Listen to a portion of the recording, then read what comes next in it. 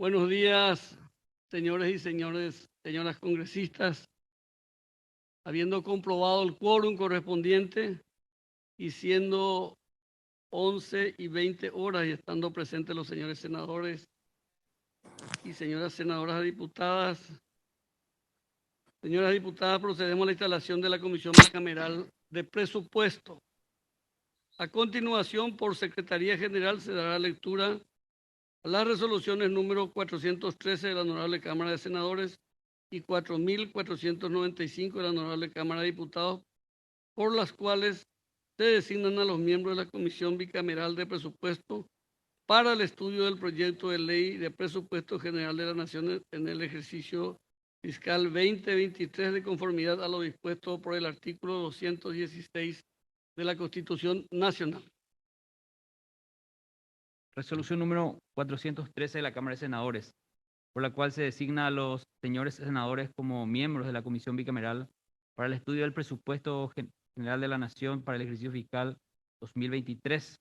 El presidente de la Honorable Cámara de Senadores resuelve, artículo primero, designar como miembros de la Comisión Bicameral para el estudio del proyecto de ley del presupuesto general de la Nación correspondiente al ejercicio fiscal 2023, de conformidad con lo establecido en el artículo 216 de la Constitución, a los siguientes señores senadores: Miguel Fulgencio Rodríguez, Javier Zacarías Irún, Rodolfo Friedman, Silvio Velar, Antonio Barrios, Derlis Osorio, Juan Darío Monjes, Hermelinda Alvarenga Ortega, Fernando Silva Facetti, Esperanza Martínez, Stefan Rasmussen, Patrick Kemper, Daniel Rojas, Abel González y Lucas Aquino. Artículo segundo, comunicar a quienes corresponda y cumplido archivar. Resolución número 4.495 de la Cámara de Diputados, que integra la Comisión Bicameral encargada del estudio del presupuesto general de la Nación para el ejercicio fiscal 2023, Asunción 31 de agosto de 2022. El presidente de la Honorable Cámara de Diputados de la Nación resuelve, artículo primero, integrar la Comisión Bicameral encargada del estudio del proyecto del presupuesto general de la Nación para el ejercicio fiscal 2023 con los siguientes diputados nacionales: Arnaldo Samaniego González, Emilio Pavón Doldán, María Cristina Villalba de Avente, Celeste Josefina Amarilla Viuda de Boctia, Jazmín Narváez Osorio, Hugo César Capurro Flores, Félix Fernando Hortellado Zorrilla, Carlos Enrique Silva Rivas, Hugo Manuel Ibarra Santa Cruz, Edgar Acosta Alcaraz, Guadalupe Aveiro, Ariel Villagra Sosa, Juan Carlos Luis Galaverna Ortega, Norma Edith Camacho Paredes, Esteban Martín Samaniego Álvarez. Suplentes: Hernán David Rivas Román, Basilio Gustavo Núñez Jiménez, Ángel Mariano Paniagua Peralta, Eri Rumilio Valdés Vega, Sergio Roberto Rojas Sosa, Arnaldo Andrés Rojas Pérez, Teófilo Espínola Peralta, Katia Mabel González Villanueva. Artículo segundo, establecer que las vacancias definitivas o temporales en esta comisión bicameral serán cubiertas por los miembros suplentes, cuya nómina se encuentra establecida en la presente resolución mediante nota a la presidencia de esta honorable Cámara. Artículo tercero, dar cuenta oportunamente de la presente resolución a la honorable Cámara de Diputados. Artículo cuarto, comunicar a quienes corresponda y cumplido archivar. Muchas gracias. En este estadio corresponde realizar la elección de la mesa directiva de la comisión. Un presidente, un vicepresidente y 2 relatores. Concedo uso de palabra a los congresistas para mocionar los nombres de los candidatos. Senador Rodolfo Friedman tiene uso de palabra. Gracias, presidente. Muy buenos días a todos los diputados y senadores. Para mocionarle, presidente, al diputado Arnaldo Samaniego. Como es ya de costumbre, normalmente se rota la presidencia de la bicameral.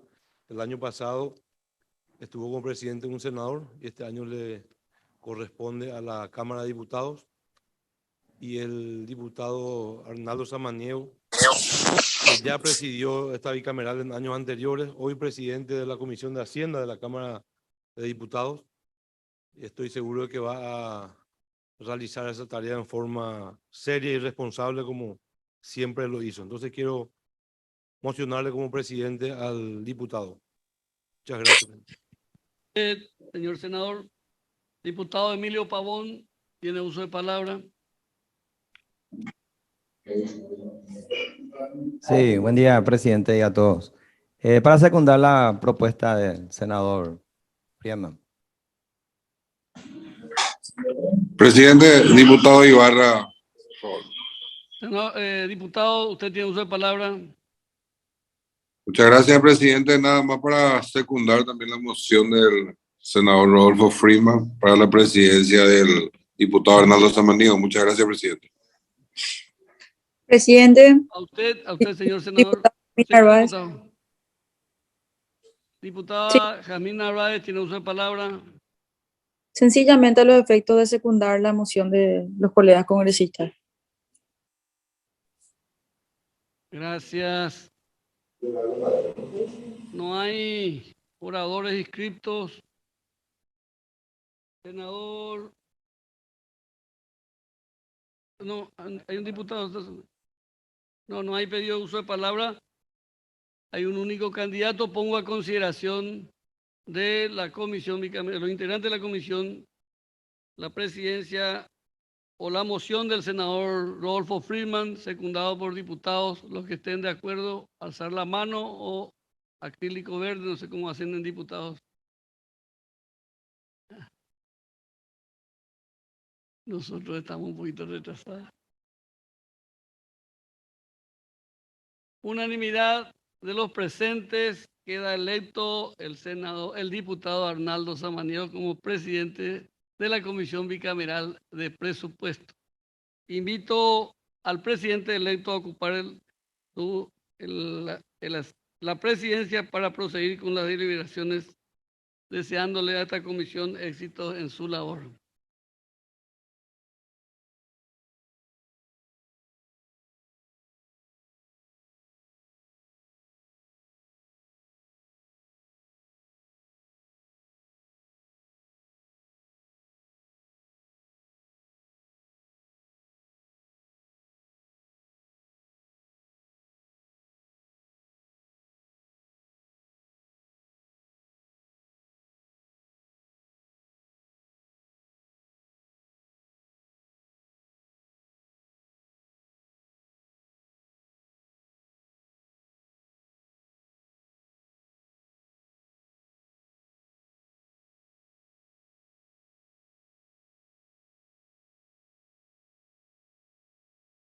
Muy buenos días, queridos congresistas, apreciadas diputadas, senadoras, apreciados senadores y diputados. En primer lugar, agradecer esta nueva oportunidad de poder dirigir la Comisión Bicameral de Presupuestos, que estudiaría el presupuesto del ejercicio fiscal 2023. En un momento muy difícil electoral nos toca estudiar el presupuesto, pero lo haremos con el mismo ahínco, con la misma voluntad de siempre y por sobre todas las cosas con el mismo compromiso. Espero que los colegas también puedan sumarse al trabajo responsable y asignar los recursos donde le convenga al país, al desarrollo del país. Entonces, nuevamente agradecerle a cada uno de ustedes por la confianza y ponerme a vuestra disposición para trabajar en estos días que corresponde al estudio del presupuesto general de gasto de la nación. Muchas gracias.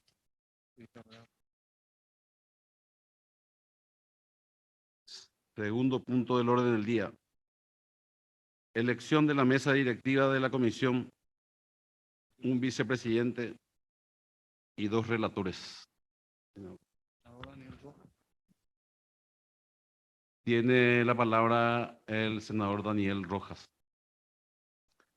Buenos días, presidente, estimados colegas, éxitos en sus funciones, presidente. Siguiendo con la nominación para la mesa directiva de la Bicameral de Presupuesto, mociono al presidente de la Comisión de Hacienda y Presupuesto de la Cámara de Senadores, Miguel Fulgencio Rodríguez, para el cargo de vicepresidente de esta mesa, presidente. Muchas gracias, senador. Senador Lucas Aquino. Tiene el uso de palabra. buenos días, presidente. Para que se grabe. Muy buenos días, presidente. Quiero felicitarlo por su elección. Le auguro éxitos, presidente, como usted habló en este tiempo difícil de la República. Nada más para secundar la moción del senador Daniel Rojas y apoyarla como vicepresidente de la Comisión Bicameral de Presupuesto para este periodo legislativo al señor Miguel Fulgencio Rodríguez, senador nacional y presidente de la Comisión de Hacienda. Gracias, presidente. Gracias a usted, senador.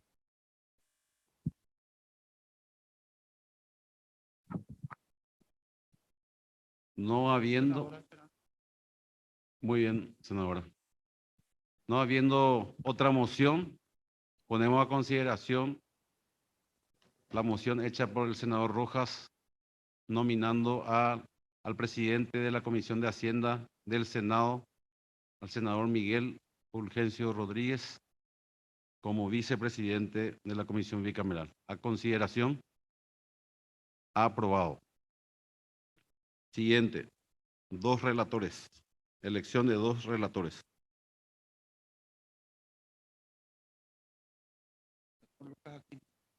Senador Lucas Aquino. Gracias, presidente.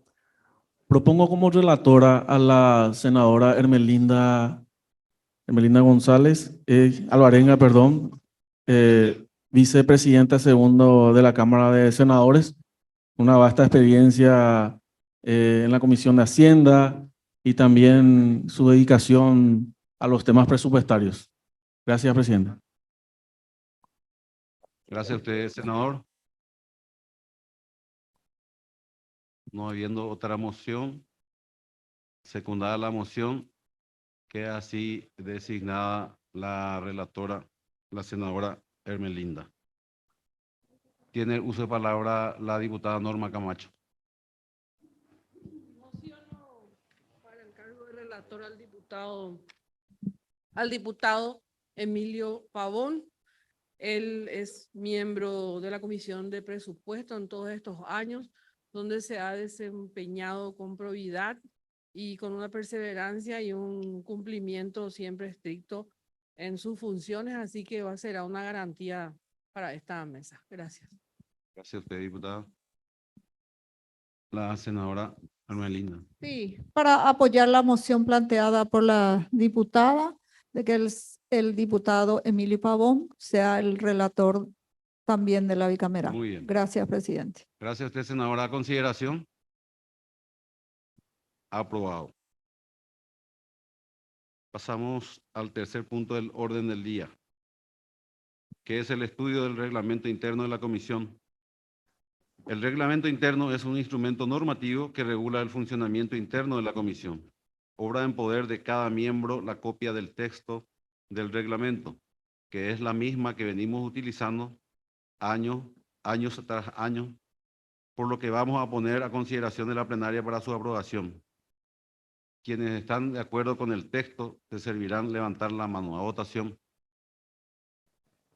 Aprobado. Siguiente punto. Cuarto, estudio y aprobación del cronograma de actividades de la comisión.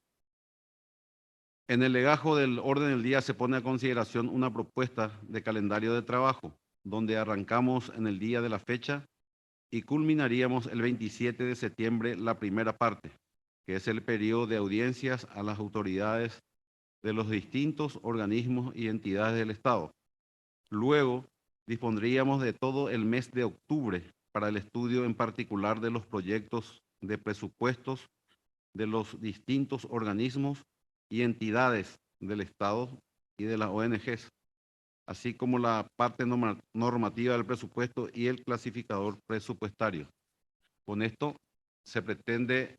lo que se pretende es destinar más tiempo para analizar detalladamente antes de emitir un dictamen tal como lo hemos hecho el año pasado.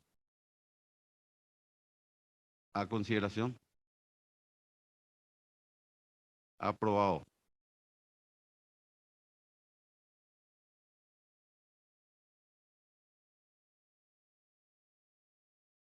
Quinto punto, presentación del proyecto de presupuesto general de la Nación para el ejercicio fiscal 2023 por parte del ministro de Hacienda.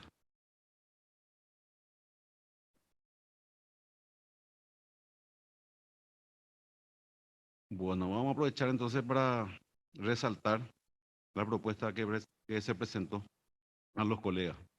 Lunes y martes, días y horas de trabajo. Lunes y martes. Lunes, desde las 10:30 hasta las 16 horas, con pausa de 1 hora para el almuerzo. Martes, desde las 10 horas hasta las 16 horas, también con pausa de 1 hora.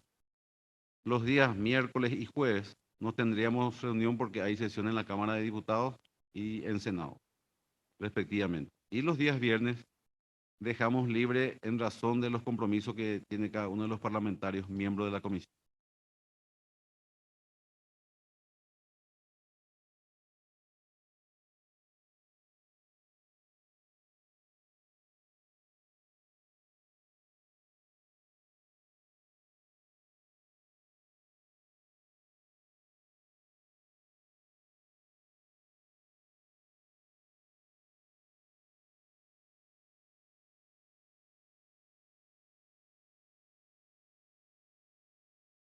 Damos la bienvenida al ministro de Hacienda, Óscar Llamosa,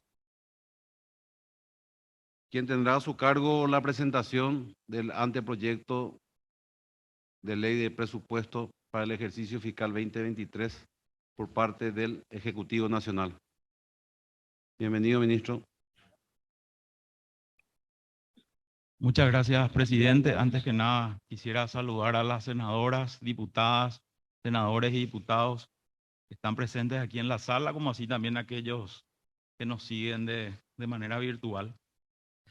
Este presupuesto para el año que viene nos encuentra nuevamente en un escenario sumamente complejo, un escenario en el cual nuestra economía se está viendo afectada por dos factores totalmente ajenos a la voluntad de todos. Por un lado, la sequía que tuvimos a inicios de año que afectó fuertemente al sector agrícola y como todos sabemos nuestra economía tiene una dependencia importante de este sector. Y por otro lado también el conflicto que se está dando en Europa, esta guerra entre Rusia y Ucrania que está teniendo un impacto principalmente en los precios de la energía, combustibles y también precios de los alimentos.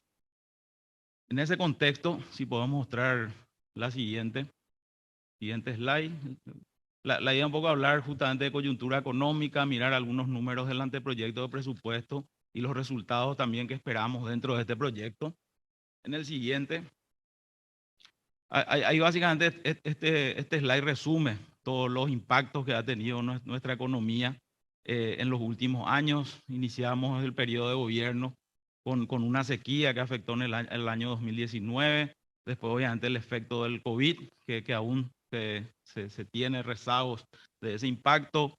Una vez que empezábamos a salir de la pandemia, se generó todo un problema con las cuestiones de logística, los costos que subieron, y cuando teníamos ya perspectivas positivas de crecimiento para este año, como les decía, el impacto que tuvo nuestro país con la sequía y el impacto al mundo con el conflicto bélico. En el siguiente, todas estas cuestiones obviamente hicieron que todas esas perspectivas positivas que se tenían, tanto para este año como para el año que viene, hayan cambiado. Ahora este es un resumen de la última revisión que hizo el Fondo Monetario Internacional en cuanto a las previsiones de crecimiento para este año, como así también para el año siguiente.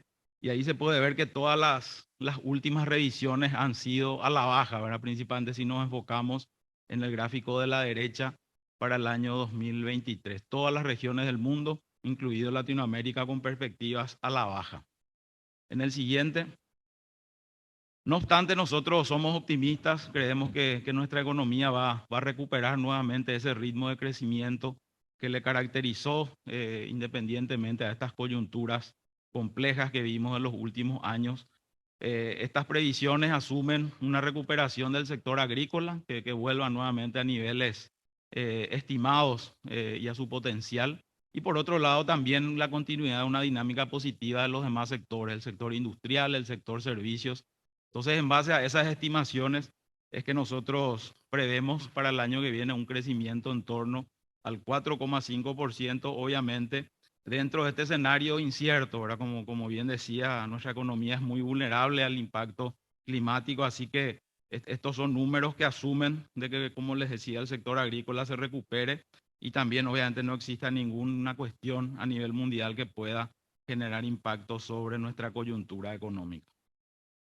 En el siguiente, ya entrando en los números del presupuesto, obviamente toda esta coyuntura económica es sumamente importante para determinar los principales o las principales variables sobre las cuales se construyó este presupuesto.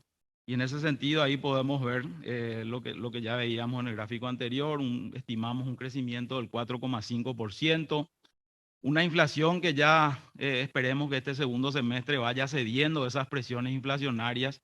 Según el Banco Central, ellos estiman que este año la inflación va a estar cerrando en torno al 8,8% y que eso va a seguir esa línea descendente y esperemos ya que el año que viene se vuelva nuevamente al nivel meta del Banco Central, que está en torno al 4%. Nosotros estimamos una inflación de 4,1%. También lo relacionado al tipo de cambio nominal, una leve depreciación de nuestra moneda, pero en línea con lo que está ocurriendo en los últimos años en nuestro país. Y finalmente también un crecimiento de las importaciones, como ustedes saben, para nosotros es una variable sumamente relevante, ya que en base a este crecimiento estimamos los ingresos que podamos recibir del comercio exterior que se capturan a través de la Dirección Nacional de Aduanas. Como les decía, estos son supuestos que obviamente asumen un año económico normal, con un sector agrícola recuperado y con los demás sectores con la misma dinámica.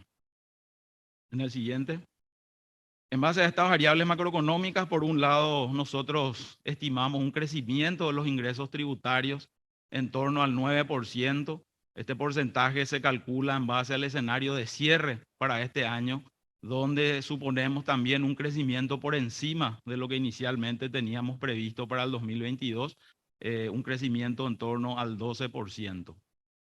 En el siguiente, otra cuestión sumamente relevante son las restricciones que tenemos en materia de endeudamiento y en materia de déficit fiscal. Como todos sabemos, en el año 2020 tuvimos que superar lo que establece nuestra ley de responsabilidad fiscal, que era un déficit máximo del 1,5, debido a esa coyuntura compleja de pandemia y todas las acciones que se implementaron para tratar de mitigar su impacto. Pero ya a partir del año pasado el fisco asumió el firme compromiso de ir volviendo de manera gradual, entendiendo que esta coyuntura compleja iba a seguir por algunos años, pero ya con ese compromiso de ir volviendo a los límites establecidos en nuestra ley de responsabilidad fiscal. El año pasado pudimos cerrar con un déficit del 3,7%, por debajo del 4% que había sido autorizado por el Congreso Nacional, lo que implicó una reducción de cerca del 60% de ese déficit. Para este año, a pesar de la coyuntura compleja que les comentaba al inicio, nosotros mantenemos nuestra previsión de cumplimiento del tope máximo de déficit aprobado por el Congreso Nacional de 3%. Y para el año que viene planteamos un déficit menor de 2,3%, y así en el 2024 ya poder volver a los niveles establecidos, como les decía, en la ley de responsabilidad fiscal. En el siguiente. El presupuesto que presentamos cumple con lo que establece nuestra ley de responsabilidad fiscal en cuanto a las reglas fiscales de crecimiento del gasto corriente, que establece un tope máximo de 8%. Nosotros enviamos el presupuesto con un crecimiento del 6,1%. Asimismo, también se ajusta al déficit máximo establecido en la ley de responsabilidad fiscal del 1,5%. Y también en cumplimiento a las restricciones en cuanto a los aumentos salariales, ¿verdad? Los aumentos que son incorporados dentro del presupuesto se explican íntegramente por aquellos que están por ley atados al aumento del salario mínimo, como así también de la inflación, y también aquellos compromisos que se han asumido en años anteriores, en particular lo relacionado al sector docente, que ya el año que viene, después del acuerdo que se había firmado en el 2017 y después de 20 años, los docentes de medio turno van a poder alcanzar ese salario básico profesional acordado, como les decía, en el año 2017. El siguiente. En base a estas restricciones y a estas estimaciones, nosotros planteamos un presupuesto de 102.6 billones de guaraníes, que representa unos 14.454 millones de dólares, de los cuales el 52% corresponde a la administración central, donde están todas las entidades de los distintos poderes del Estado, los ministerios, las entidades del Poder Judicial, también ambas cámaras del Congreso, así como también la presidencia del Congreso Nacional. Y por otro lado, las entidades descentralizadas, que representan el 48% de este presupuesto, donde están todas las empresas públicas, las universidades y demás entidades descentralizadas. Si analizamos este presupuesto conforme a las fuentes de financiamiento, podemos decir que el 52% del mismo se encuentra financiado con los recursos institucionales, que son básicamente los ingresos que perciben las entidades, como las empresas públicas por la venta de bienes y servicios, como así también otras entidades que perciben tasas, o en el caso del Ministerio de Obras Públicas, por ejemplo, de los peajes. Entonces, todos esos recursos se incorporan dentro de los recursos institucionales, la fuente 30, también como se le conoce, y eso representa el 52% del presupuesto. Por otro lado, el 35% del mismo se financia con los ingresos o los recursos del Tesoro. Ahí principalmente, una de las principales fuentes de financiamiento son los impuestos, pero por otro lado también el Tesoro recibe otros recursos, como son los aportes que hacen las empresas públicas y otras entidades descentralizadas, aportes intergubernamentales, como así también la parte que le corresponde al Tesoro de los royalties de las binacionales, como así también la parte del FONACIDE. Entonces eso representa el 35%. Y finalmente, un 13% que corresponde al financiamiento externo, principalmente a través de préstamos con organismos multilaterales, y también una parte que se corresponde a la colocación de bonos del Tesoro. En el siguiente. Si desagregamos o analizamos cada uno de estos dos componentes o grandes grupos del presupuesto, vemos que el presupuesto de la Administración Central que se presenta para el año que viene es menor al que se tenía aprobado para este año. Eso se debe principalmente a las restricciones que tuvimos que aplicar al presupuesto de la Administración Central, acorde con nuestra meta fiscal de ir reduciendo ese déficit para el año 2024.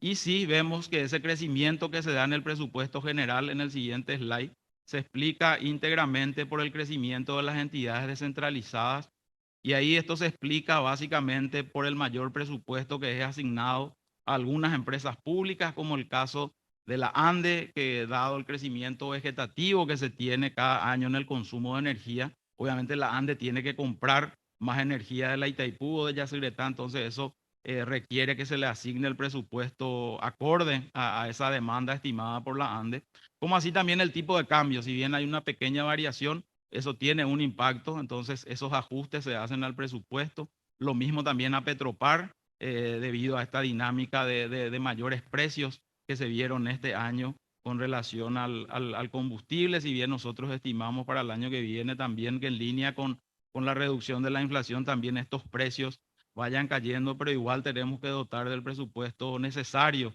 a esta empresa pública para comprar este bien que finalmente lo vende también a través de sus estaciones de servicio.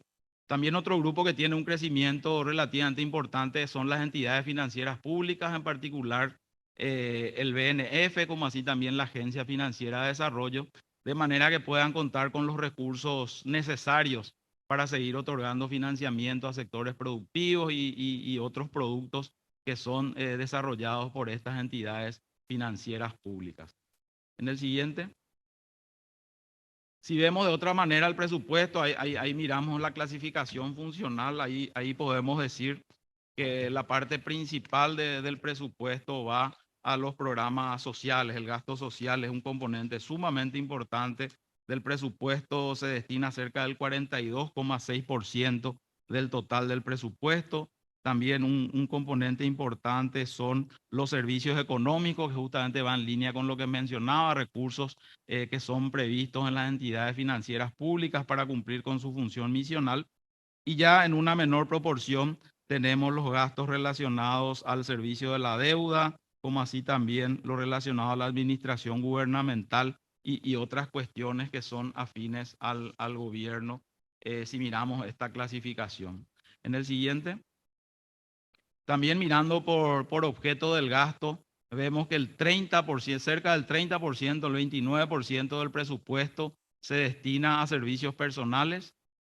Otra parte importante va a bienes de cambio, que básicamente incorpora los recursos o el presupuesto de las empresas públicas, como les decía, Petropar, ANDE, etcétera, INC, para comprar los insumos o las materias primas que son utilizadas para la producción de bienes que son finalmente entregados a la ciudadanía. También la inversión física, que representa un 10,4%, y inversión financiera, donde está también lo mencionado anteriormente, AFD, BNF, etcétera. El servicio de la deuda representa el 10%. Las transferencias, donde se incorporan recursos que son transferidos a los gobiernos subnacionales en concepto de coparticipación de regalías y de otros impuestos, el 18%, por mencionar los principales componentes en base a esta clasificación del presupuesto. En el siguiente.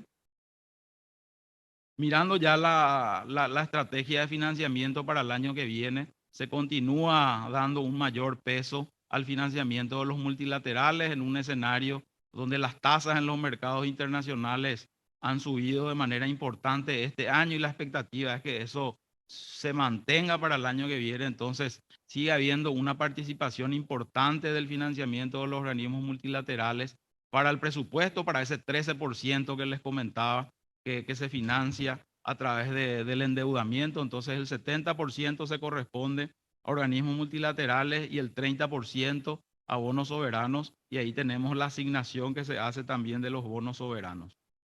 En el siguiente. Como les decía, para el año que viene nosotros planteamos o solicitamos al Congreso Nacional una autorización para poder alcanzar un déficit máximo del 2,3%. Estamos hablando de unos 350 millones de dólares adicionales. Esto va a ser destinado exclusivamente para el Ministerio de Obras Públicas y Comunicaciones, 212 millones, para dar continuidad a los proyectos de inversión que están en ejecución. Unos 100 millones de dólares para el Ministerio de Salud, exclusivamente para la compra de insumos, medicamentos, como así también de vacunas, y unos 38 millones de dólares para la construcción de viviendas sociales. En este punto es importante mencionar que a partir de la pandemia y hasta este año, toda esta incorporación que se hizo al sistema sanitario de personal de blanco estuvo financiado o está financiado también con endeudamiento. Ya para el año que viene se hace una reasignación de fuentes de financiamiento y el año que viene ya van a ser cubiertos íntegramente con recursos del Tesoro como impuestos. Es decir, para el año que viene ningún solo guaraní de los recursos provenientes de endeudamiento público van a ser destinados para el pago de salarios o otras remuneraciones a funcionarios públicos. En el siguiente. Ya entrando un poco más en detalle, aquí mostramos cómo quedarían los presupuestos de las entidades que les mencionaba, que van a ser los beneficiarios de estos recursos, tanto el Ministerio de Urbanismo, el Ministerio de Salud, como el Ministerio de Obras Públicas. En el siguiente. En cuanto a inversión pública, estos recursos adicionales nos permitirán seguir manteniendo una dinámica importante de la inversión pública, no solamente del Ministerio de Obras Públicas, sino como veíamos también para el Ministerio de Urbanismo y otras entidades que necesitan recursos, el Ministerio de Educación, el Ministerio de Salud, para la construcción de los 2 grandes hospitales, como así también para seguir construyendo unidades de salud familiar. Si bien la tendencia es ir reduciendo la inversión pública directa o a través del endeudamiento, para el año que viene aún se plantean niveles importantes, principalmente para asegurar recursos para el financiamiento de proyectos ya iniciados. En el siguiente. Aquí entramos un poco más en detalle para lo que hace al presupuesto de obras públicas, si bien hay una reducción que va en línea con lo que les mencionaba con relación al déficit fiscal. Se mantienen recursos importantes para la continuidad de obras como la costanera de Pilar, la construcción de la franja de costanera sur, que se hace a través de la modalidad de llave en mano, pero que implica siempre un aporte anual de parte del Estado. Lo mismo también con otros proyectos que ahí se mencionan, la construcción del puente entre Asunción y Chacoí, las cárceles que están ya en etapa de finalización, que también van a requerir aún de recursos para ir terminando esos proyectos y los dos grandes hospitales que les mencionaba en Encarnación y en Coronel Oviedo, previéndose recursos dentro del Ministerio de Obras Públicas y Comunicaciones. Siguiente. Aquí miramos el esfuerzo importante que se hace para asignar más recursos al Ministerio de Urbanismo, principalmente para la construcción de viviendas sociales, tratando de cerrar esa gran brecha que tiene nuestro país en materia de viviendas para la población. En el siguiente. También en cuanto al Ministerio de Salud, se trata de sostener mínimamente los recursos necesarios para su funcionamiento. Como les decía, se hace una asignación de más de 100 millones de dólares para sostener todo el personal de blanco que fue incorporado y que hasta este año estaban financiados con endeudamiento público. Ya el año que viene se incorpora con recursos del Tesoro, como así también los recursos adicionales que solicitamos para la compra de vacunas y de otros medicamentos e insumos. Siguiente. En lo que hace al sistema educativo también, además de esa asignación importante que se hace de ir cumpliendo con este acuerdo con los docentes, se asignan cerca de 80 millones de dólares solamente para el aumento salarial y poder alcanzar ya el año que viene alcanzar ese salario básico profesional que había sido acordado. También se realizan asignaciones adicionales para otras necesidades que tiene el sistema educativo, compra de kit, alimentación escolar, también en lo que hace a la gratuidad, etcétera. Entonces, además del salario, también se trata de asignar mayores recursos al Ministerio de Educación para cubrir otras demandas planteadas por dicha cartera de Estado. En el siguiente. Aquí un poco miramos el gasto social que prácticamente aglutina a todos estos sectores, al Ministerio de Educación, al Ministerio de Salud y otros programas también que son implementados por las distintas entidades del Estado. Entonces hay una asignación importante de recursos para el siguiente año para continuar con todos los programas y se prevén incluso también crecimientos vegetativos en algunos de ellos. En el siguiente podemos ver la asignación que se hace a los dos grandes programas sociales que hoy tiene el gobierno, el programa Tecoporá, como así también el programa Adultos Mayores, donde hay asignación de recursos adicionales para la incorporación de nuevos beneficiarios, en el caso de adultos mayores, para ir cerrando esa brecha que aún se tiene de personas que aún no han podido acceder al beneficio. Y por otro lado también tratar de atender a aquellas familias que por la coyuntura económica de los últimos años están atravesando por una situación compleja. En el siguiente.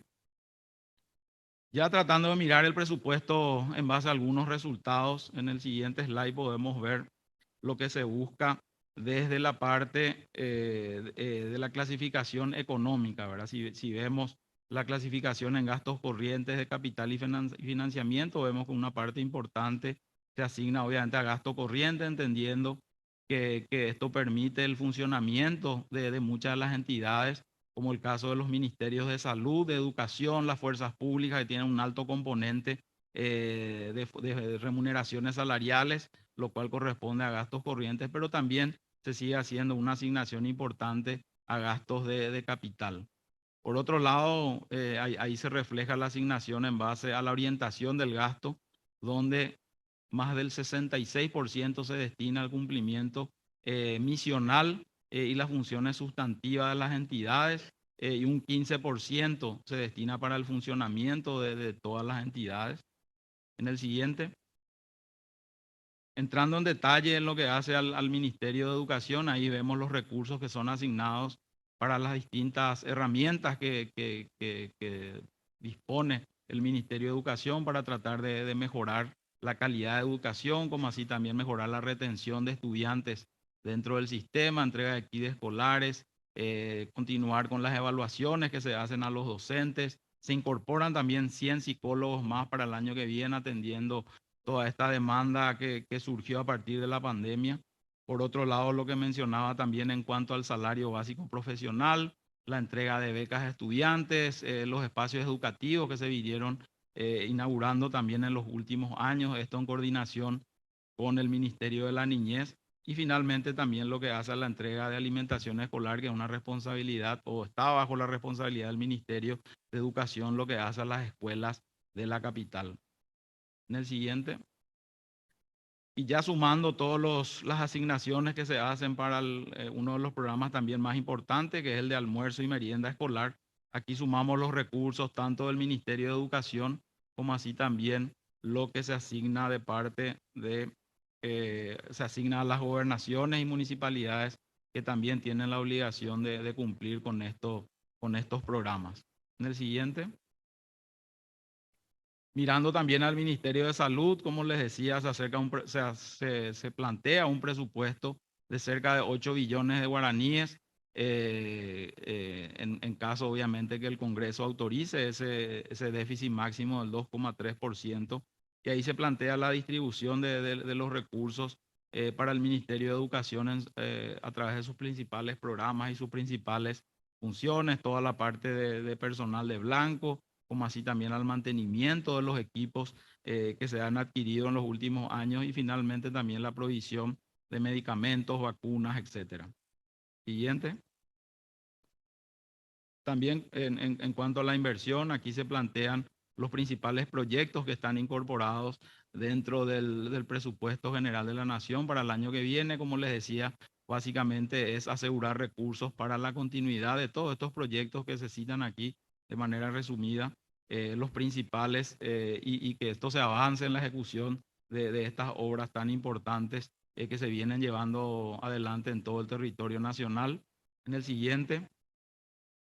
Ahí miramos el crecimiento que ha tenido la inversión pública en los últimos años, donde se ha podido ampliar la red vial, se ha podido también implementar otro tipo de proyectos de infraestructura tan importantes para nuestro país, no solamente para asegurar la conectividad de nuestros productores con los puntos de salida de sus productos, sino también por el impacto positivo que ha tenido la obra pública en este periodo tan complejo, en este periodo económico tan complejo de los últimos años.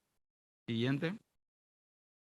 También en materia de vivienda, aquí se detallan las viviendas que van a ser construidas para el año 2023, que se plantean para el año 2023 con estos recursos adicionales. También en lo que hace al INDI, al INDER, se mantienen los presupuestos para la compra de tierras y otro tipo de apoyos que se dan a las comunidades o a los pueblos originarios en el caso del INDI.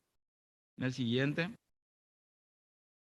Aquí vemos, como les decía, el crecimiento que se ha dado también en recursos que van a ser puestos a disposición por la banca pública para el año que viene para acompañar todo este proceso de recuperación económica, donde la banca pública ha asumido la posición de no aumentar las tasas de sus principales productos en un escenario, como todos saben, donde las tasas han aumentado de manera importante.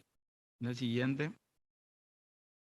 Y finalmente también en lo que hace a la seguridad se asignan recursos adicionales a algunas entidades claves, a la Senat, también al Ministerio de Interior, al Ministerio Público también se asignan recursos adicionales y es que los comparamos contra el presupuesto aprobado este año, Ministerio de Defensa, etcétera. Hay recursos adicionales también que han sido distribuidos a estas entidades. En el siguiente. Y bueno, con esto básicamente terminamos nuestra presentación, hacer un repaso de los principales números que están incorporados en el proyecto de presupuesto para el año que viene presentado por el Ejecutivo, de nuestra parte, presidente y señores senadores y diputados y señoras y señores senadores y diputados, quedamos a disposición de la Comisión Bicameral para responder el día de hoy todas las preguntas que tengan, como así también en los siguientes días quedar a disposición de todo el equipo para poder aclarar y plantear todos los números y las incorporaciones y las justificaciones que han sido planteadas por el Poder Ejecutivo en este proyecto de presupuesto que, como les decía, se construye en un escenario complejo y a eso se suma que el año que viene este presupuesto va a ser implementado en parte por el gobierno que está en vigencia, como así también por el gobierno que asuma a partir de agosto. Así que es muy importante que este presupuesto ayude a ese proceso de transición que se dé de la manera más ordenada posible. Así que de mi parte, muchas gracias y quedo atento de las consultas que tenga cada uno de ustedes. Muchas gracias. Gracias, ministro. Tiene uso de palabra el senador Stefan Rasmussen en virtual. Gracias, presidente. Un saludo a todos los miembros de la bicameral, al ministro y a su equipo. Algunas consultas, presidente, no sé si se me pasó en la presentación. Eh, quería saber, uno con referencia al servicio de la deuda, cómo está compuesto el servicio de la deuda, pago de tanto de capital como de intereses, cómo se va a honrar ese servicio de deuda, ¿verdad? Supongo los intereses vía fuente 10, ¿verdad? Y el capital también, si el ministro puede expresar eso. La segunda, la segunda consulta es cómo está presentado el presupuesto en el sentido de que si está presentado con el 1,5% de déficit y en el articulado está en la autorización del 2,3%, de ese 0,8% de déficit adicional, o si ya está impactado el 2,3% dentro de la matriz de los números, presidente. Gracias. Tiene el uso de palabra del ministro. Muchas gracias, presidente. Respondiendo a la segunda pregunta del senador Rasmussen, mientras busco la respuesta a la primera, nosotros planteamos el presupuesto estimando como límite el 1,5, senador, atendiendo a que la ley vigente nos da esas reglas fiscales, las cuales tenemos que cumplir.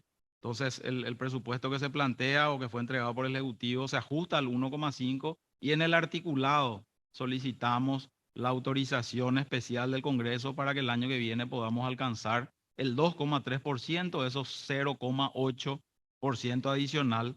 Con la diferencia, o a diferencia de este año, también ya incorporamos el financiamiento justamente para que no se genere toda esa confusión que se generó este año con la presentación de los dos proyectos de financiamiento para alcanzar el 3%. Entonces planteamos en el articulado y asimismo en ese articulado planteamos la autorización del préstamo específico que va a financiar ese porcentaje adicional, senador. Y vamos a estar enviando el detalle también de la asignación que se va a hacer de ese 0,8% adicional.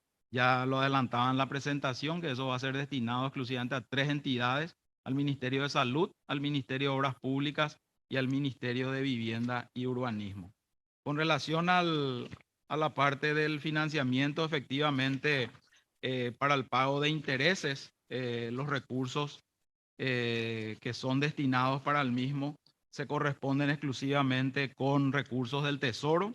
Nosotros planteamos para el año que viene una asignación adicional de cerca de 33 millones de dólares adicionales, los que se suman a los 402.4 que están, a los 369.6 que fueron aprobados para este año. Es decir, para el año que viene asignamos 402.4 millones de dólares para el pago de intereses, los cuales se van a cubrir con recursos del Tesoro. En lo que hace a la parte de intereses y comisiones, este año estaba aprobado el monto de 602.5 millones de dólares. Para el año que viene se plantean 41 millones de dólares adicionales, es decir, que llegaríamos a 643.5 millones de dólares para el pago de intereses y comisiones. Perdón, senador, me confundí. Intereses y comisiones, también los números, esto es lo que se paga con recursos del Tesoro. Lo que hace amortización, que es la parte de capital, se hace con endeudamiento. Los 402.4 de amortización se paga con endeudamiento. Los 643.5 se pagan con recursos del Tesoro. Perdón por la confusión. Recursos del Tesoro, 643.5, que se corresponde a intereses y comisiones. 402.4, que es amortización, eso se hace con endeudamiento.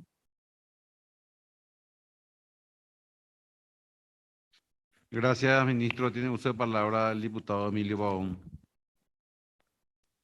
Sí, el monto que tiene asignado en créditos internacionales para el año que viene. Y también vemos que está en bonos. ¿Cuánto es el interés que está el promedio de los créditos internacionales y de los bonos, ministro, para ir viendo si nos conviene más, si va a haber préstamo, porque el bono, si se aprueba, va a ser un préstamo también de cambiar la fuente, ministro? Gracias, gracias, presidente. Respondiendo a la pregunta del diputado, las tasas de los bonos son muy variables, ¿verdad? Obviamente depende de la coyuntura internacional. Recordarán que en el año 2021 Paraguay pudo obtener la menor tasa en todas sus colocaciones que viene haciendo los mercados internacionales. Habíamos conseguido una tasa histórica de 2,7%, pero después de este conflicto de la pandemia y de toda esta coyuntura complicada en los mercados internacionales, este año salimos a los mercados y la tasa que obtuvimos estuvo cerca de un punto por encima de eso, 3,7%, pero eso fue antes de la guerra de Rusia y Ucrania. Hoy las tasas están, seguramente si hoy salimos a los mercados internacionales estaríamos con tasas en torno al 5%. Con relación a las tasas que nos otorgan los organismos multilaterales, son tasas variables también, pero en promedio hoy están en torno al 3,7%. Lo que nosotros planteamos en el articulado es que de los 548 millones de dólares de bonos nos den la posibilidad de que en caso de que esta coyuntura complicada se mantenga, podamos sustituir la fuente de financiamiento a través de otras opciones y principalmente a través de préstamos programáticos de los organismos internacionales, ¿verdad? Pero esa es una cuestión que recién, diputado, vamos a poder saber el año que viene, cuando salgamos en enero seguramente a evaluar cómo están las condiciones del mercado y si están en las tasas que normalmente veníamos colocando, seguramente lo colocaremos en bonos del Tesoro, pero si no, plantearemos nuevamente la posibilidad de sustituir parte de ese financiamiento con los recursos de organismos multilaterales. Gracias, ministro. Tiene uso de palabra la diputada Celeste Amarilla. Sí, buen día. Me perdí nomás en el porcentaje de financiamiento del presupuesto en préstamos y bonos. ¿Cuánto por ciento vamos a financiar en préstamos y bonos? El presupuesto global, senadora, es de 13%, unos 1.400 millones de dólares aproximadamente. Eso es enmarcado dentro del 1,5% de déficit. En el caso que el Congreso nos autorice superar ese límite al 2,3%, ese número iría a unos 1.750 millones de dólares aproximadamente. Ahí son para todas las entidades del Estado, ¿verdad? Importante. Al 2,3 si subimos.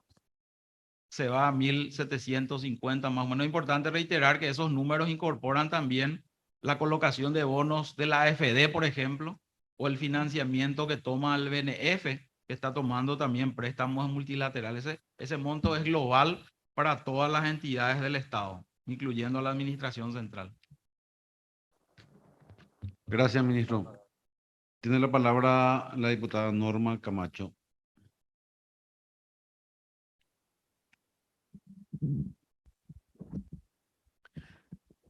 Gracias, presidente. Señor ministro, entendiendo que esta es la presentación del presupuesto general y que después tenemos el estudio en particular también, que será más adelante, quisiera hacer algunas consideraciones de índole general en cuanto a los criterios. En este año ha habido una innovación en diputados. La Contraloría General de la República ha pasado a hacer el informe establecido anualmente de la ejecución del presupuesto general de gasto. El Contralor asistió y lo hizo presencial en la Cámara de Diputados, que por supuesto es transmitido por los canales a la ciudadanía. Un proceso muy importante y muy interesante de lo que hace a este rendimiento, ¿verdad?, de cuentas.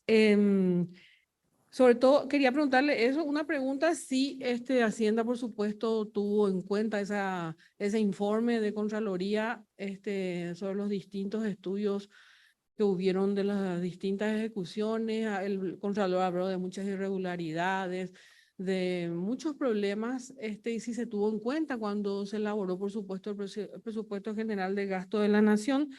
Desde esta bancada del Partido Encuentro Nacional, para el estudio en particular de las entidades, propondremos previa lectura de ese informe, si así lo hubiera, ¿verdad? Por un lado, eso en cuanto a lo que hace al control a la ejecución presupuestaria.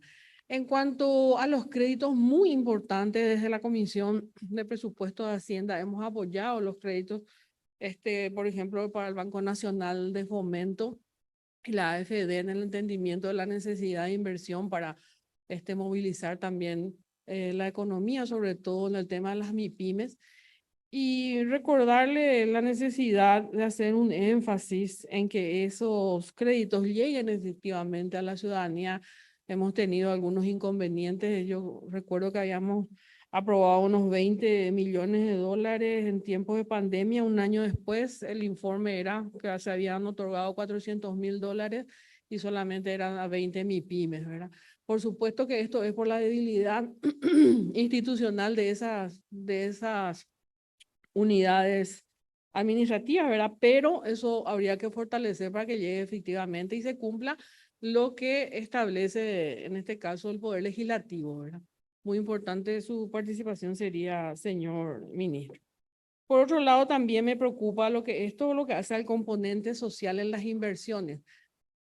Por los créditos que se están adquiriendo, que si bien son necesarios para llevar adelante toda obra de infraestructura, por supuesto, son necesarios estos créditos, pero es muy importante que en países como los nuestros se dé un énfasis a lo que es el componente social de ese tipo de créditos, porque es una oportunidad irrepetible para llevar adelante muchos proyectos en paralelo que hacen al desarrollo, ¿verdad? Por ejemplo, la construcción de la bioceánica, etcétera, cuando vemos avances de capital extranjero que invierte en la compra de tierras, etcétera, y nosotros no hemos aprovechado esa oportunidad para un componente social de más impacto, ¿verdad? Sé todos los impedimentos que tenemos, que se tienen también desde la cartera para llevar adelante todos los proyectos, pero sería importante hacer un énfasis en este punto para ver si en los futuros préstamos podríamos avanzar en esos términos, habiendo esa disposición en los bancos internacionales para este tipo de iniciativas, ¿verdad?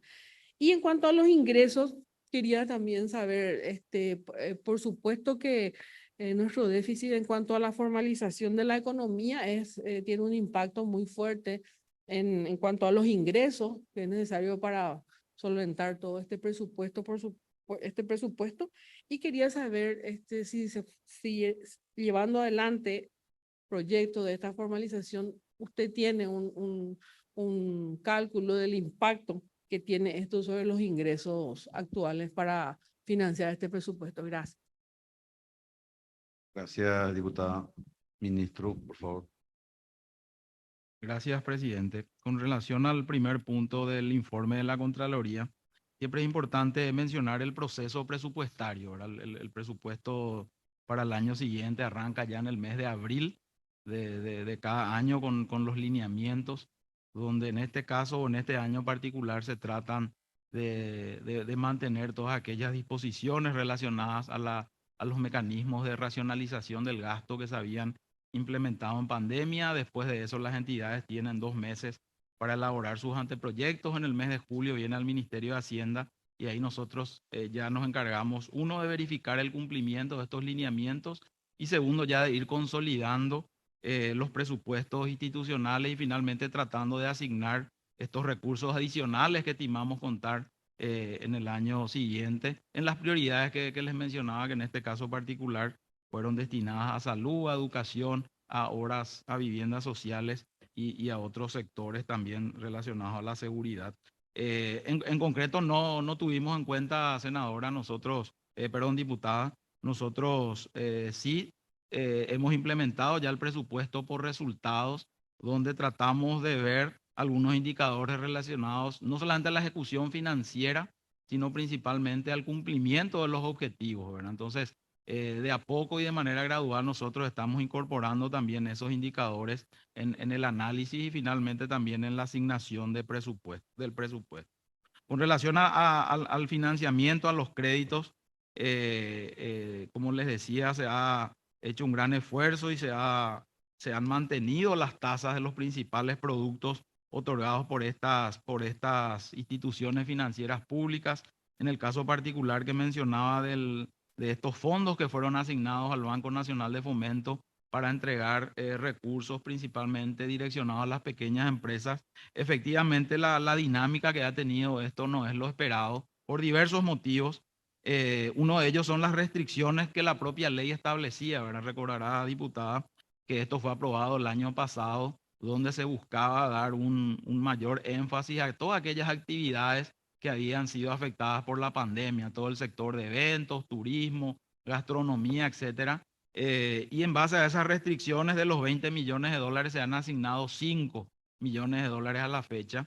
Y atendiendo esta coyuntura y que en realidad la necesidad que tienen las MIPYMES va más allá de estos sectores, es que se había generado conversaciones con la Cámara de Diputados y se había planteado una modificación a esa ley y se había ampliado el espectro de la asignación de estos recursos. Eso tuvo aprobación en la Cámara de Diputados, fue a la Cámara de Senadores, también tuvo aprobación con modificaciones y hoy está nuevamente a instancias de la Cámara de Diputados. Así que dependemos también de esa autorización de manera a poder otorgar este financiamiento también a otras actividades que obviamente se han visto afectadas por la pandemia y que requieren de estos recursos para iniciar todo este periodo, este proceso de recuperación económica.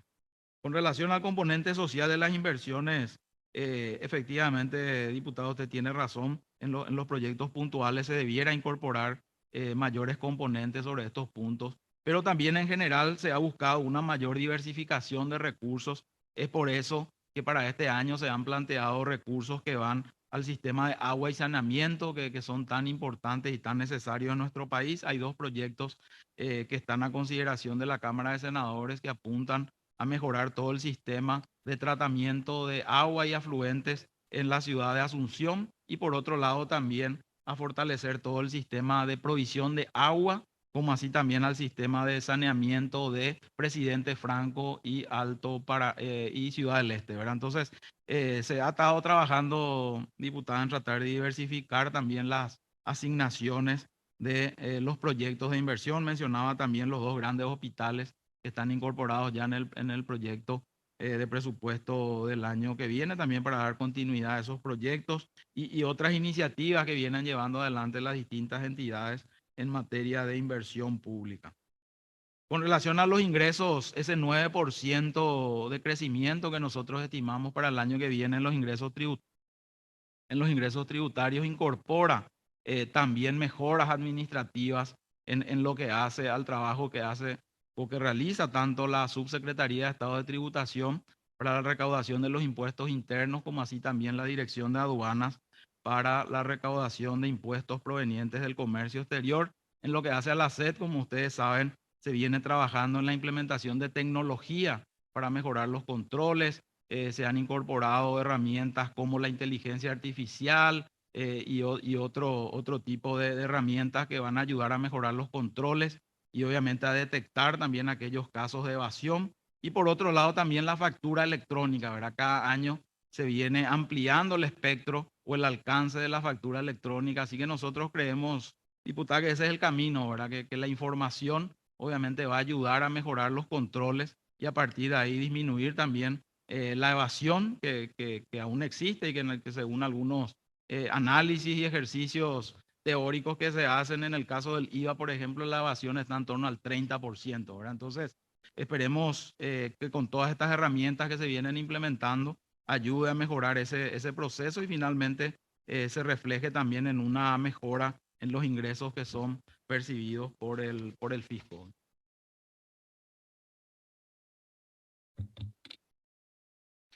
Gracias. Tiene el uso de palabra la senadora Esperanza Martínez. Muchas gracias.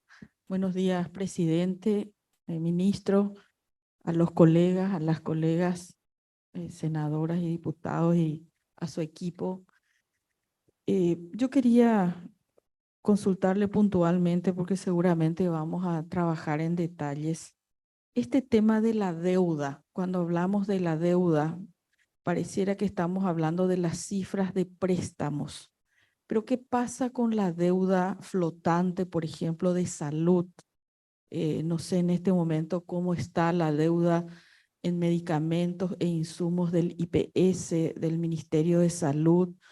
Y hasta ahora yo no me explico por qué si tenemos un presupuesto que generalmente tiene un financiamiento, terminamos con tanta deuda acumulada, no solamente de un periodo, sino que estamos hablando de varios años de acumulación de la deuda. Entonces, de esa deuda, no sé si es correcto el nombre flotante, en términos, tenemos deudas, medicamentos, insumos en salud, y llámese eso Ministerio de Salud, el IPS, y lo mismo también el INDER con la compra de tierras. ¿Cuánto es la deuda acumulada de miles de leyes que se han hecho y que seguimos, y cada, no sé cuánto, no pude captar en términos cuánto es el aumento para el INDER en compra de tierras, pero desde el 2013 para acá ha habido un decrecimiento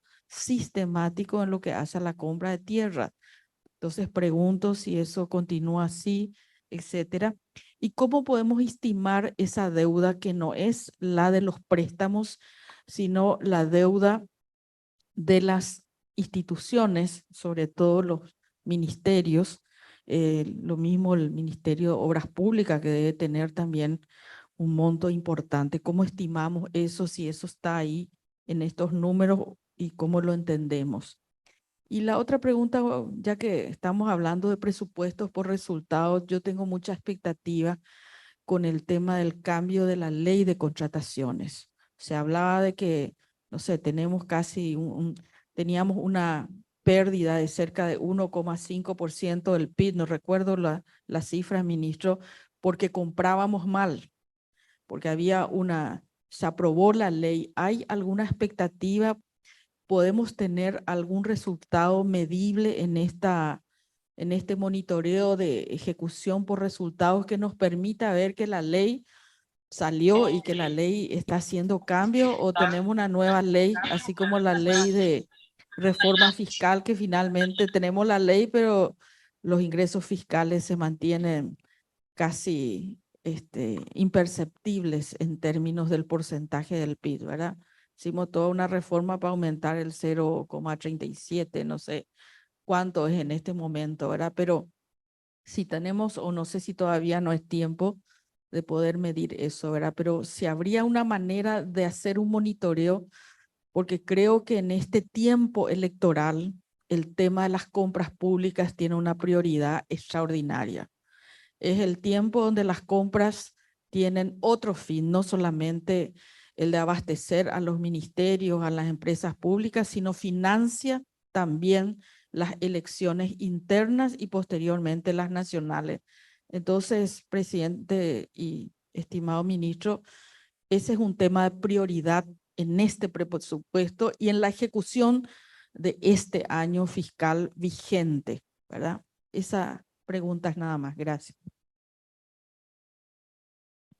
Gracias, presidente. Gracias, senadora, por las consultas. Con relación a la deuda flotante, en realidad estos dos casos, tanto del Ministerio de Obras Públicas y el Ministerio de Salud, no podrían ser considerados como deudas flotantes, ¿verdad? Son compromisos que están pendientes de pago por parte de estas entidades, y en base a las conversaciones que venimos manteniendo con ambas entidades, e incluso ya incorporándole también a los actores del sector privado en ambos casos, son compromisos de este año. Hubieron básicamente dos cuestiones que hicieron que haya atrasos en los pagos. Uno es el financiamiento que mencionaba también durante la presentación, que para este año parte del presupuesto, tanto de salud como de obras públicas, estaba financiado con dos préstamos multilaterales que ya fueron aprobados por el Congreso Nacional. Entonces, en la medida que esos recursos sean puestos a disposición de ambos ministerios, entendemos que esos compromisos pendientes de pago debieran ir reduciéndose, ¿verdad? No le puedo decir, senadora, en cuánto, porque justamente estamos en esas dos mesas de trabajo con ambos ministerios, y finalmente después, una vez que quede un saldo, ver qué otro mecanismo podemos llevar adelante para poder cumplir finalmente con esos pagos que efectivamente a hoy están pendientes.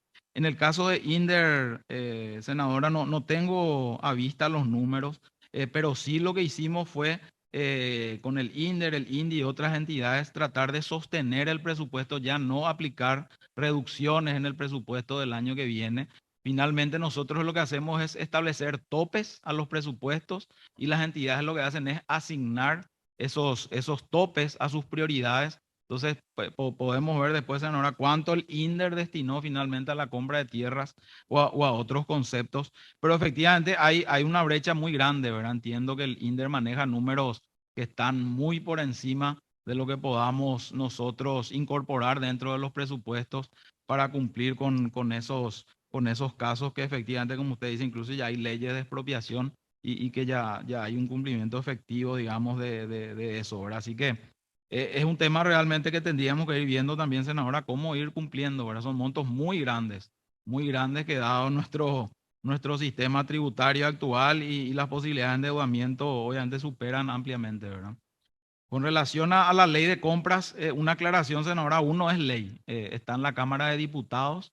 Recordará que hay dos versiones, tanto la versión diputados es distinta a la versión de Senado, entonces Senado se ratificó en su versión, ahora está a instancias de la Cámara de Diputados y esperemos, como usted dice, que esto pueda convertirse en ley lo antes posible, de manera que podamos ir implementando ya las distintas herramientas que se plantean dentro de esta ley, que nosotros creemos que pueden generar ahorros importantes para el Estado. Una de ellas son las compras consolidadas, lo que nosotros vemos que hay compras regulares que hacen las distintas entidades del Estado y que compran a distintos precios, de distinta calidad. Entonces, lo que busca este tipo de herramientas es justamente hacer compras o aprovechar esa capacidad de compra que tiene el Estado, hacer compras consolidadas y generar esos ahorros, dada esa escala que puede tener el Estado. Pero como no es ley, senadora, obviamente no está incorporado nada de eso en el anteproyecto de presupuesto del año que viene, ¿verdad? Y creo que por ahí lo último que mencionaba usted, senadora, la reforma tributaria. Es muy complicado todavía medir el impacto que eso va a tener hacia adelante, porque justo coincidió su implementación con la época de pandemia y toda esta coyuntura complicada que nos hizo tomar decisiones del fisco de reducción de impuestos. Recordará el caso de que estuvo vigente hasta hace semanas, las reducciones del IVA al sector de gastronomía, eventos, etcétera, reducción del IVA a los alquileres, reducción del selectivo que estamos implementando también, dada esta coyuntura de suban los precios del combustible. Entonces, todavía no nos permite ver, pero en base a esas estimaciones iniciales que se habían hecho, su impacto tampoco iba a ser muy grande, ¿verdad? Estaba en torno, creo que al 0,7% del Producto Interno Bruto, ¿verdad? Así que eso es lo que le puedo mencionar al respecto.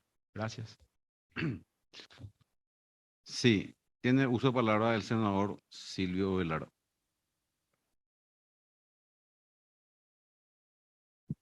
Gracias, presidente, señor ministro, colegas.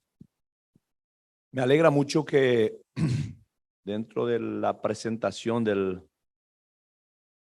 anteproyecto de presupuesto 2023 por parte del Ejecutivo, ya de manera particular se haya abordado lo referente al financiamiento de los dos grandes hospitales, el de Coronel Oviedo y el de Encarnación.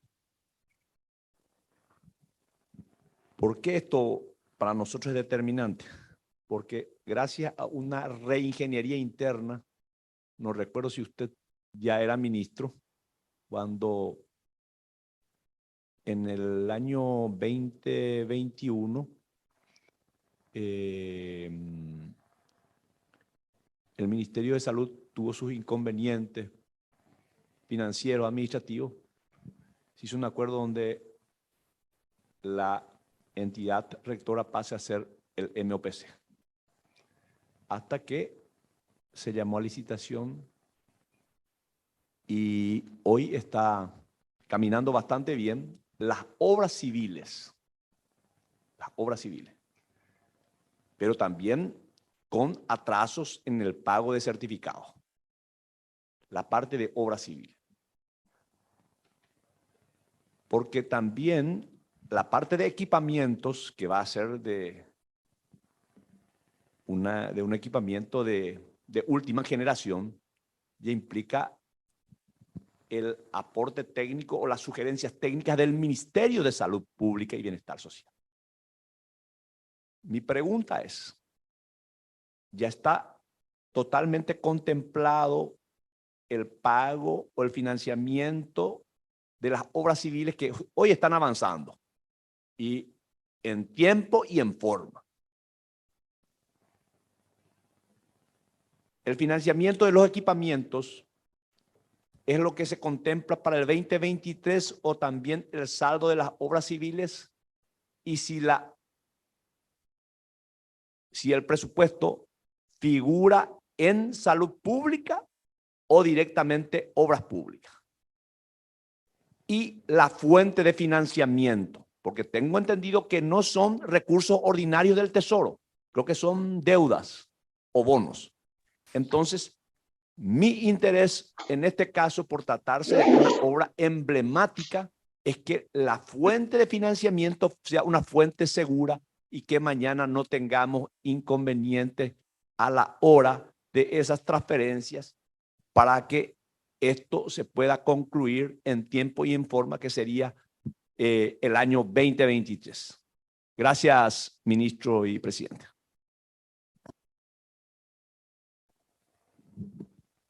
Gracias, presidente. Gracias por la consulta, senador. Efectivamente, como usted dice, en el año 2021 se toma esa decisión de que el Ministerio de Obras Públicas se haga cargo de todos los proyectos de infraestructura que hacen al sistema sanitario. Se construyeron los hospitales de contingencia, como así también se dio inicio a la construcción de estos dos grandes hospitales. Con relación a dónde están incorporados los recursos, están incorporados dentro del presupuesto del Ministerio de Obras Públicas. Se incorporan recursos solamente para obras civiles. En el caso de Oviedo, entiendo que eso ya se va a estar finalizando el año que viene, así que los recursos incorporados están relacionados ya me imagino que a la cancelación de las obras civiles. Eso habría que chequear con el ministro de Obras Públicas. Yo no conozco el detalle del avance de obras ni si estos recursos van a ser suficientes para cumplir el 100%, pero entiendo que eso se termina el año que viene. Yo hago el papel de fiscalizador ad hoc permanentemente. Las obras avanzan en tiempo y en forma. Mi consulta va a la parte, yo ni siquiera dudo de que ya esté contemplado los recursos para las obras civiles. Si los recursos para equipamiento va a ser contemplado en obras públicas o en salud, porque tengo entendido que es salud quien tiene que dar todos los requisitos para que ese equipamiento sea un equipamiento de vanguardia. Sencillamente por eso, ministro. Perfecto, perfecto. Yo desconozco, senador, entendería que sería el Ministerio de Salud, ¿verdad? Y yo también tengo entendido, por eso tienen que estar previstos los recursos, pero en base a lo que estuvimos mirando, los grandes números, no hay recursos adicionales para equipamientos de nuevos hospitales, ¿verdad? Sí se incorporan recursos para el avance de las obras civiles, tanto del Hospital de Oviedo como así también el de Itapúa, ¿verdad? Presidente, ¿me permite el pimponeo? No, esto es solamente en el afán de cooperar, como la ley más importante es la del estudio del presupuesto general del gasto de la nación, para tener la garantía, ya sea obras públicas en lo que hace referencia a obras civiles, y en la parte de equipamiento, salud pública, entonces para que destinemos correctamente y busquemos la fuente de financiamiento que le garantice a una obra emblemática como esta, o como estas, su ejecución y su culminación, ministro. Gracias, presidente. Perfecto.